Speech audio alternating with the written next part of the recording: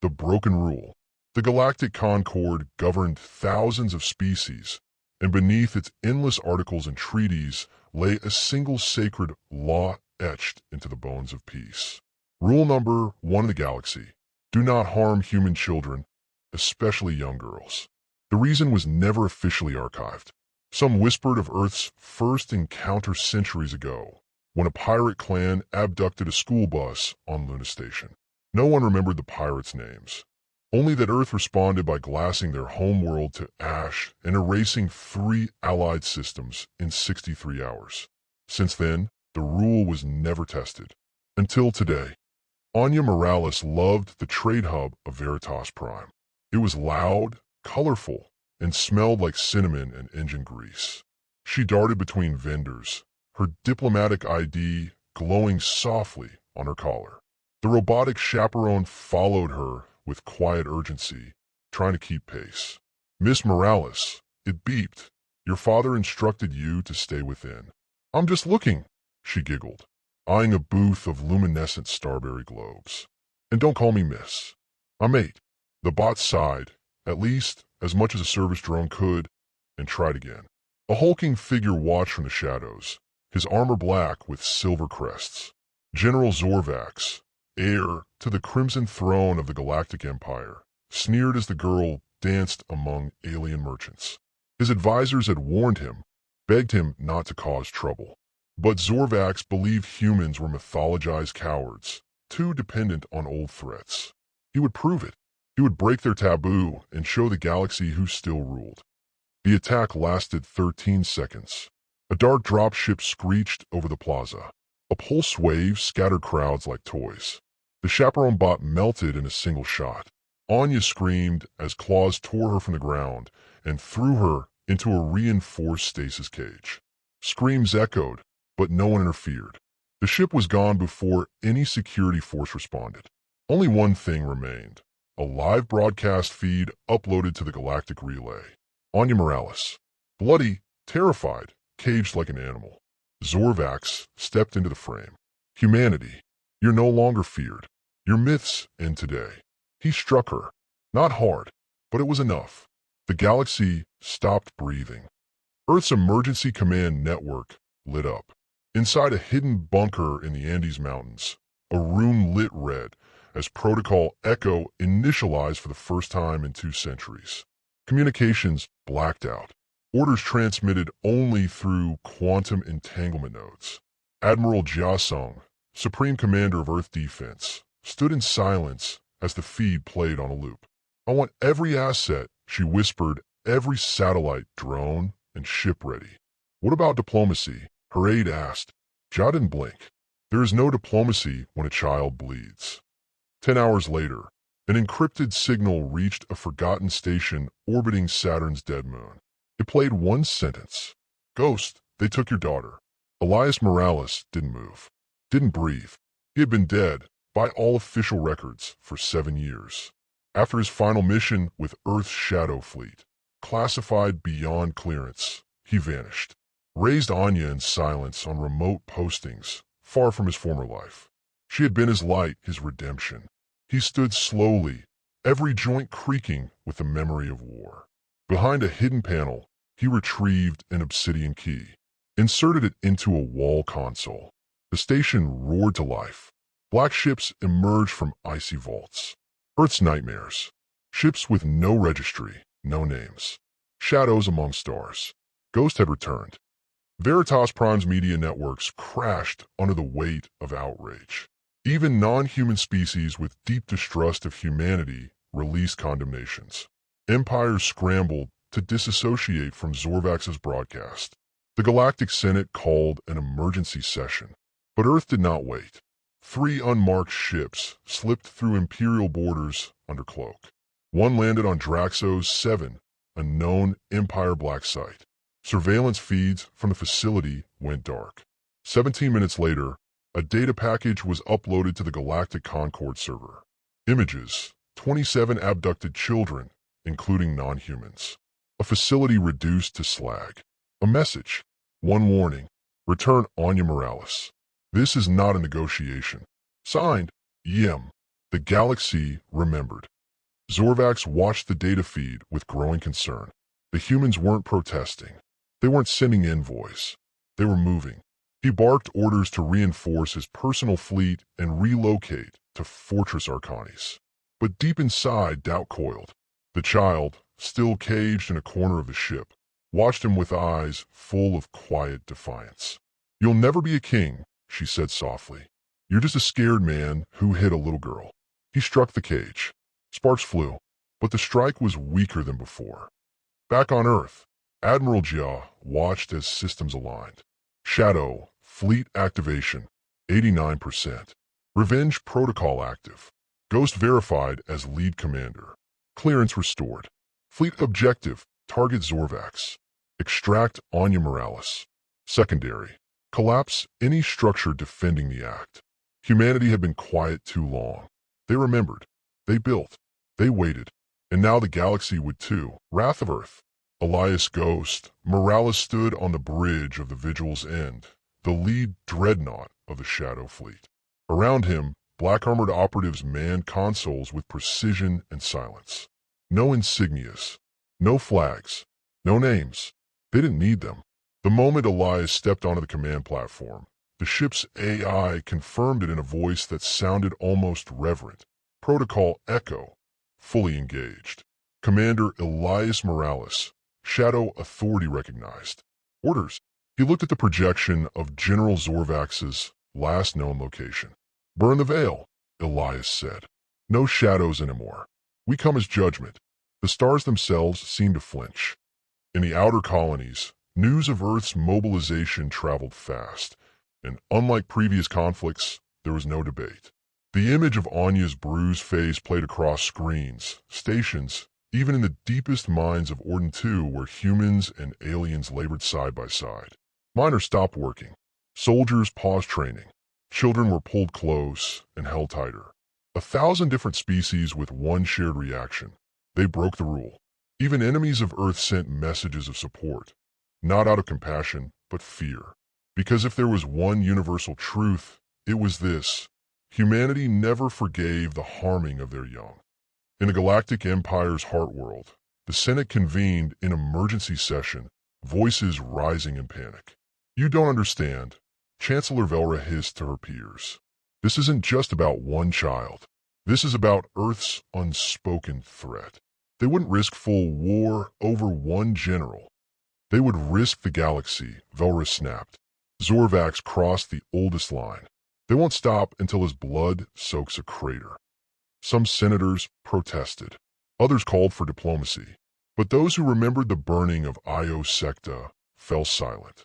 One whispered, "Contact the Deathless Accord. Maybe they can broker peace." "No," Velra said grimly. "Only Elias Morales can stop what's coming. And he's already moving." Aboard Vigil's end, Elias watched the infiltration team's progress on the holomap.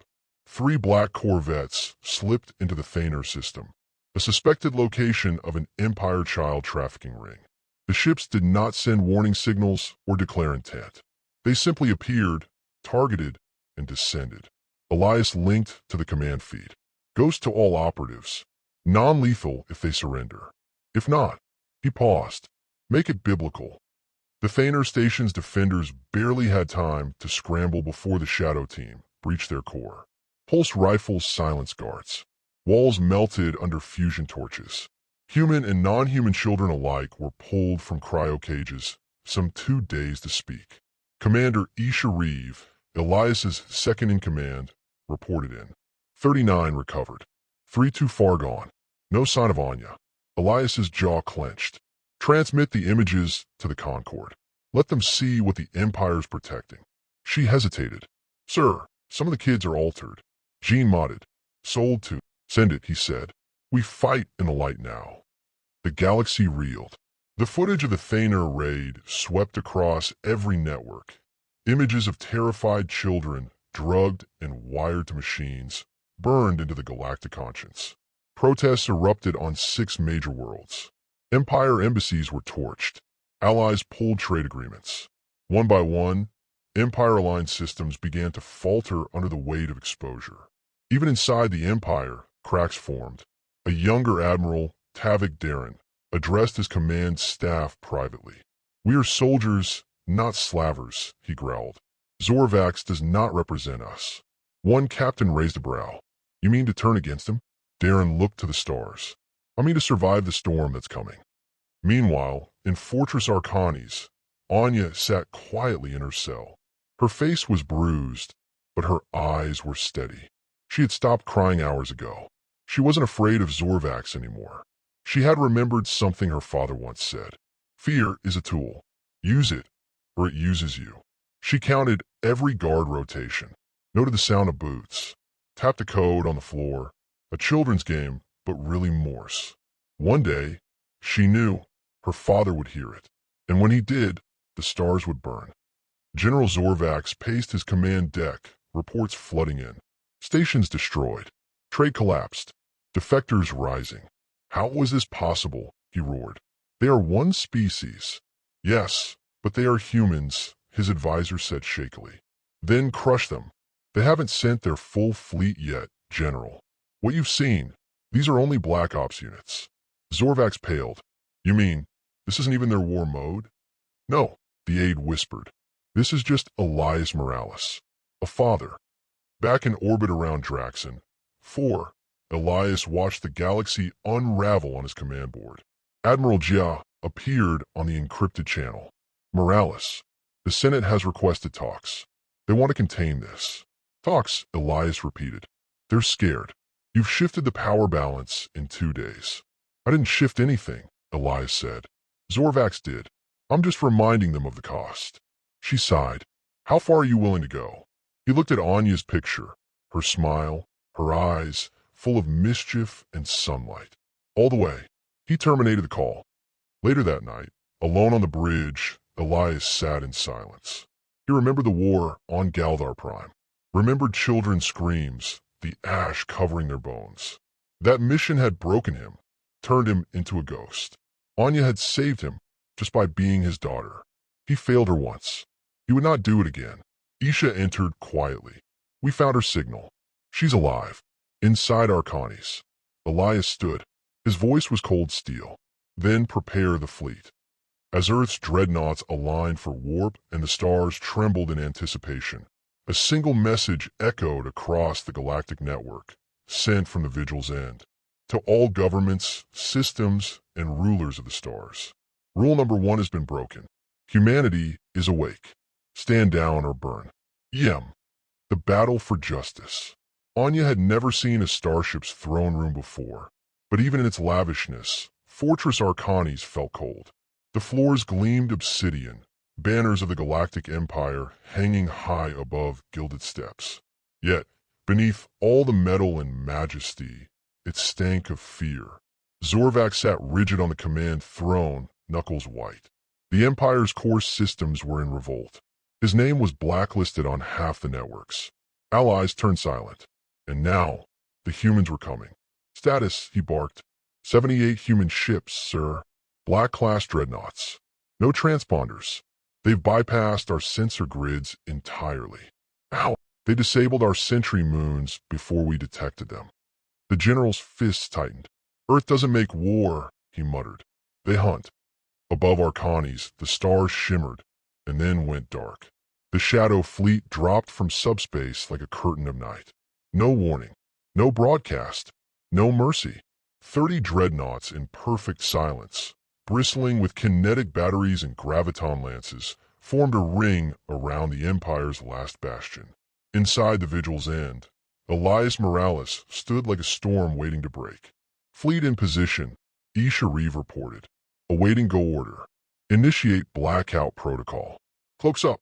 Begin infiltration." She hesitated. "Sir, the Arcanes Citadel is shielded. Entry could trigger planetary retaliation." Elias looked out the viewport, voice a whisper of steel. "Let them retaliate." Anya's cell dimmed as the lights flickered. Then silence. A new kind of silence. The heavy, electric stillness of tension just before everything breaks. Then she heard it. 3 taps. 2. 1. She blinked. Morse. A pause. Then again. 3. 2. 1. Her eyes widened. Her father had heard her. Inside the fortress, an access port peeled open. A 5-person team emerged. Black armor, silent boots, human and non-human operatives working in synchronicity.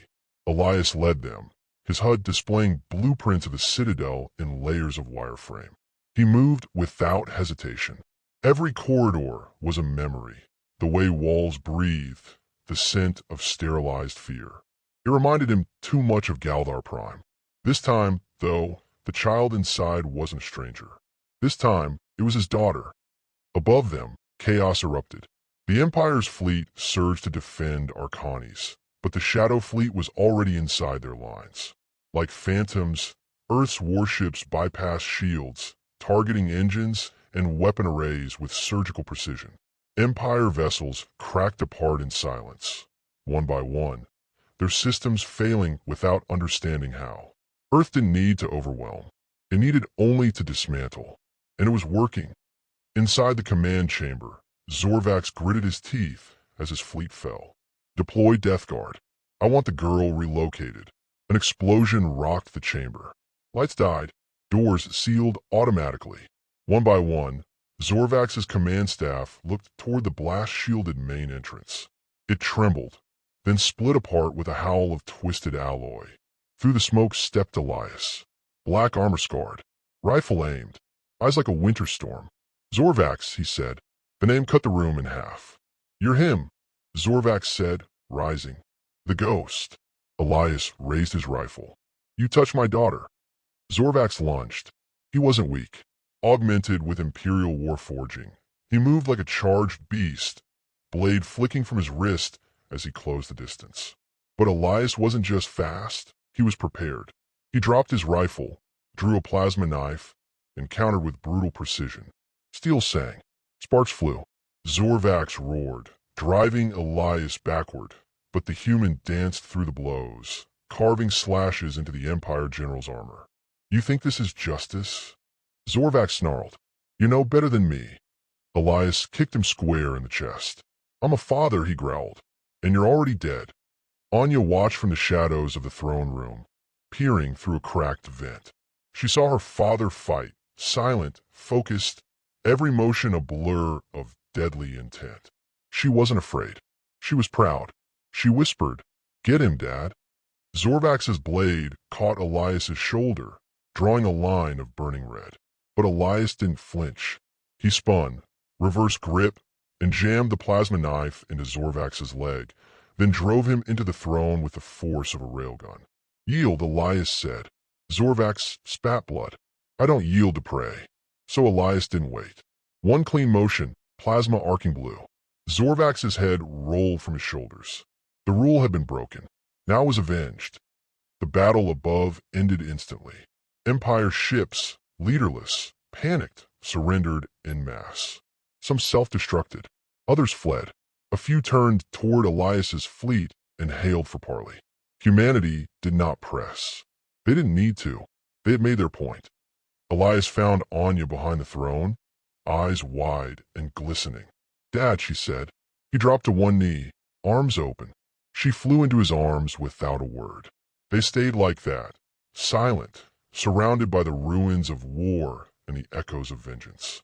When she finally looked up, she smiled weakly. You took your time. Elias chuckled through tears. Traffic was hell. The Shadow Fleet broadcast a single message to every species, every world, every system.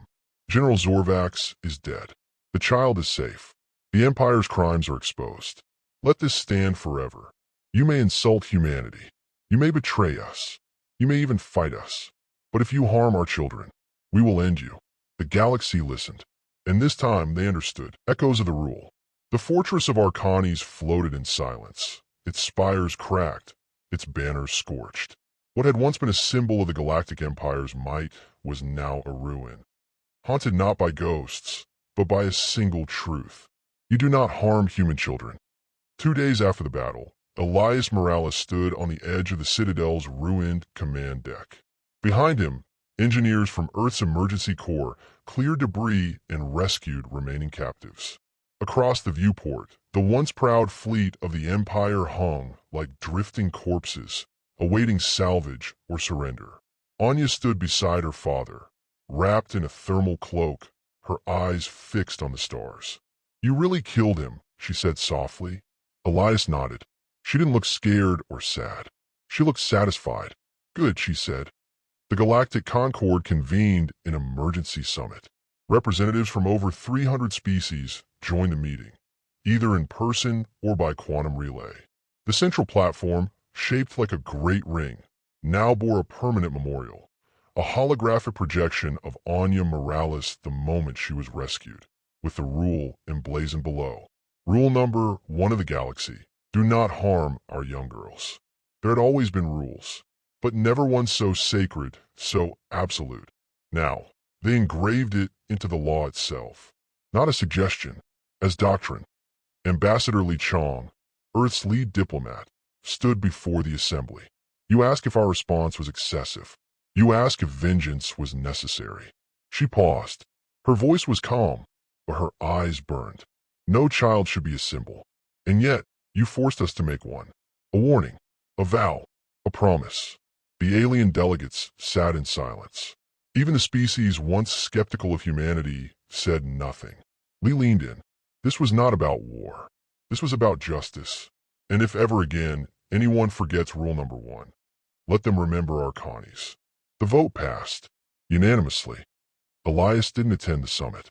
He and Anya returned to a quiet station orbiting Neptune, far from the politics and parades.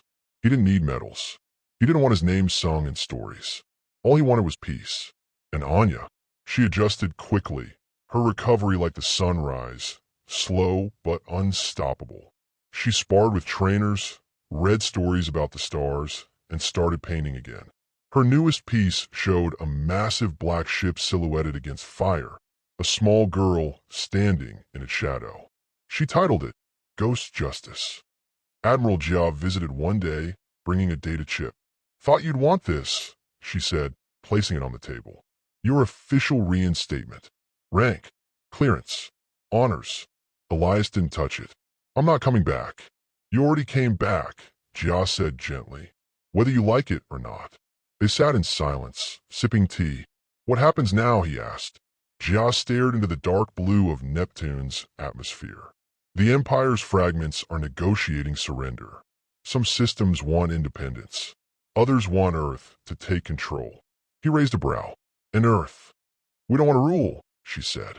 "Just to remind them what happens when the line is crossed." Elias nodded. That was enough. Elsewhere, the fall of Zorvax sent ripples across the galaxy. His allies turned on one another. Empire splinters formed into rival factions, each desperate to avoid Earth's gaze. But something else changed, too. Worlds once distrustful of humanity began to open their gates. New treaties formed, not of fear, but of respect. Humanity had shown it wasn't the most violent species, just the most dangerous when provoked. And children had become untouchable across the stars. Alien civilizations passed mirror laws of their own. Zorvax's death had not just avenged Anya. It had saved countless others. Back on the Neptune station, Anya tapped away on a secure compad, drafting a message. She sent it to the Galactic Concord herself. "To everyone out there, I'm okay now. Thank you for helping my dad find me. I want to make something clear.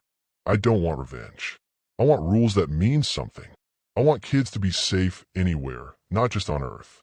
So if you ever think about doing something bad, remember that someone will come for you. And if they don't, I will when I grow up." Anya Morales. Her message was downloaded over 7 billion times in the first day. It became the most viewed transmission in Concord history. Some even called her the Starborn Witness. Years later, veterans of the Arcani's assault would tell the tale of black ships that moved without sound, of a father who burned an empire for one girl, of a rule older than time but never truly understood until it was broken. Children across the stars whispered the legend before sleep. There's a man with no name who walks among shadows. Harm a girl, and he'll come. From Earth, from silence, and from the dark. And in every home, human or alien, parents now spoke rule number 1, not in fear, but in promise. Back in her quarters, Anya tucked into bed. Her father sat beside her, older now, quieter. "Will the stars ever be safe?" she asked. Elias brushed hair from her face. "They will be, because they know we're watching now. Are you still a ghost?" He smiled. "Maybe, but ghosts don't have daughters.